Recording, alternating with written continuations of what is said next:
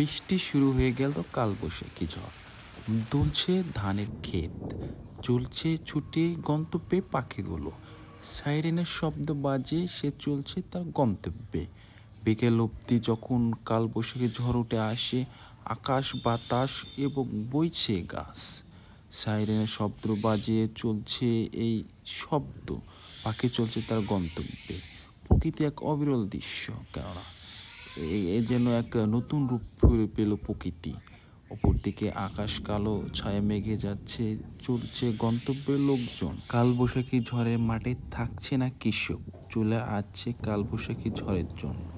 অপরদিকে পাখিগুলো ছুটছে তার গন্তব্যে। গন্তব্য কোথায়? ছুটছে আপন গতিতে।